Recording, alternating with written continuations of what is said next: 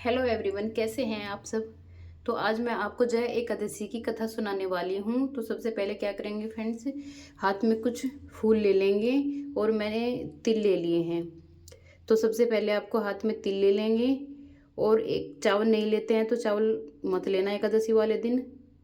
कथा और खाली हाथ भी नहीं सुनी जाती है, तो हाथ में तिल ले लेंगे और एक जल का लोटा आप अवश्य रख लें। एक जल का लोटा आप अवश्य रख लें। जल का लोटा हमने रख लिया है और कान्हा जी को सबसे अति प्रिय, जिससे कि हजारों करोड़ों वर्ष तक वे खुश हो जाते हैं। क्या करना है आपको, एक तुलसी का एक दीपक बनाना है। तुलसी की लकड़ी का, डंडी का, मैंने वीडियो में सब डाला हुआ है कैसे बनता है। तो वो दीपक आपको प्रज्वलित करके रखना है। घी का दीपक होना चाहिए, देसी घी का दीपक आप इस दिन एकादशी वाले दिन जरूर जलाए। तो इतना आप पूजा करेंगे तो वो घी का दीपक जलता रहना चाहिए। तो क्योंकि पूजा करते हुए हम साक्षी कौन होता है, सिर्फ एक घी का दीपक ही साक्षी होता है। तो आप घी का दीपक जला के रखें पूजा करते टाइम। चलो देर न करते हुए शुरू करते हैं फ्रेंड जया एकादशी की व्रत कथा। जया एकादशी मार्ग शुक्ल पक्ष में ये एकादशी आती है। तो श्री कृष्ण जी बोले, राजन, माघ माह की शुक्ल पक्ष की एकादशी का नाम जया एकादशी है। इस एकादशी के व्रत से मनुष्य ब्रह्म हत्या के पाप से मुक्त हो जाता है और अंत में स्वर्गलोक की प्राप्ति होती है। इस व्रत से मनुष्य भूत प्रेत पिशाच आदि की योनि में से छूट जाता है। अतः इस एकादशी के व्रत को विधि पूर्वक करना चाहिए। इसलिए राजन, मैं एक पौराणिक कथा सुनाता हूँ। एक समय इंद्रलोक में अपनी इच्छानुसार अप्सराओं के साथ रमन कर रहे थे, गंधर्व गान कर रहे थे। महागंधर्वों में पुष्पदंत, चित्रसेन तथा उसका पुत्र एक तीन प्रधान थे। चित्रसेन की पत्नी का नाम मालिनी था। मालिनी से एक कन्या उत्पन्न हुई थी जो पुष्प के नाम से विख्यात थी।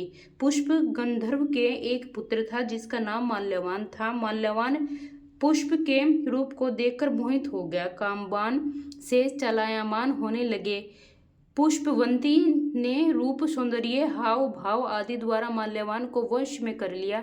पुष्पवंती के सौंदर्य को देखकर माल्यवान भी मोहित हो गया। अतः यह दोनों कामदेव के वश में हो गए। परंतु फिर भी इंद्र के बुलाने पर इन्हें नाच गाने के लिए जाना पड़ा और अप्सराओं के साथ इन्होंने गाना शुरू किया।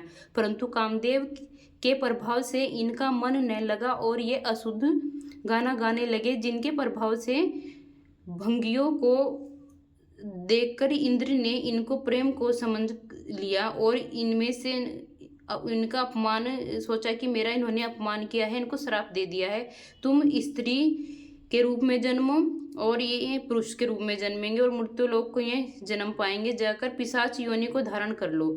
तो इंद्र का ये जो श्राप सुनकर अत्यंत दुखी हुए और हिमालय पर्वत पर पिशाच बनकर दुख पूर्वक दोनों जीवन व्यतीत करने लगे। रात दिन उन्हें एक क्षण भी निद्रा नहीं आती थी। इस स्थान पर अत्यंत सर्दी थी। एक दिन पिशाच ने अपनी पत्नी पिशाचनी से कहा, हमने पिछले जन्म में ऐसा कौन सा पाप किया था जिसे हमें इतना दुख हम झेल रहे हैं, इतना दुख हमें पाया और पिशाच योनि भी हमको मिली है। देवयोग से एक दिन माघ माह के शुक्ल पक्ष की जया नाम की एकादशी आई। इस दिन दोनों ने कुछ भी भोजन न किया और न कोई पाप कर्म किया।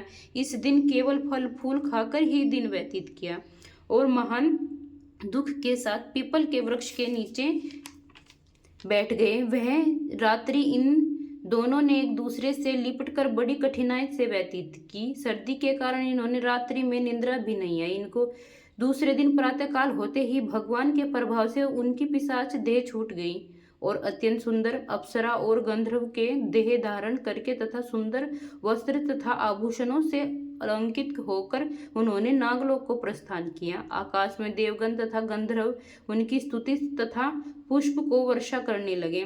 नागलोक में जाकर इन दोनों ने देवराज इंद्र को प्रणाम किया। इंद्र को भी इन्हें अपने प्रथम रूप में देखकर आश्चर्य हुआ और वे इनसे पूछने लगे कि तुमने अपनी पिशाच देह से किस प्रकार छुटकारा पाया है, सो सब बताओ। माल्यवान बोले, हे देवेंद्र, भगवान विष्णु के तथा जया एकादशी के व्रत के प्रभाव से हम लोग पिशाच की देह को छोड़कर पवित्र हो गए।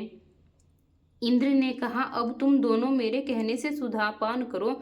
जो लोग एकादशी के व्रत में तत्पर और भगवान श्री कृष्ण के शरणागत होते हैं वे हमारे भी पूजनीय हैं। भगवान श्री कृष्ण ने कहा, युधिष्ठिर, जिस मनुष्य ने इस एकादशी का व्रत किया है उसने मानो सब यज्ञ का व्रत कर लिया है। वे अवश्य ही 1000 वर्ष तक स्वर्ग में निवास करेंगे।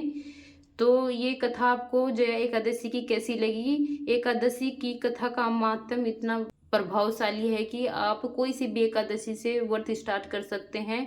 आपको सभी एकादशी रहनी चाहिए। संगीत, ये है कथा सार इसका। संगीत एक साधना है, एक विद्या है, इसमें पवित्रता आवश्यक है। फिर जिस सभा में अपने से बड़े गुरुजन आदि उपस्थित हों वहाँ प्राणी को संयम और मर्यादा बनाए रखना चाहिए ताकि गुरुजनों का सम्मान बना रहे।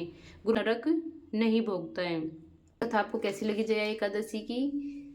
आप अवश्य बताएं। चैनल को सब्सक्राइब करें और वीडियो को ज़्यादा से ज़्यादा वॉच करें, क्योंकि अभी मैं डालने लगी हूँ व्लॉग, तो इतना ज़्यादा कुछ आइडिया नहीं है। तो प्लीज़ आप अगर कुछ भी गलती हो पूजा में माफ़ कर देना।